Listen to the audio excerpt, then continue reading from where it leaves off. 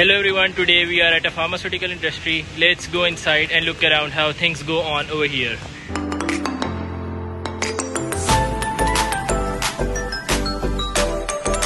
Okay, so after filling all the requirements by the Ministry of Health, we are inside the production area. Let's go inside and look how things go on.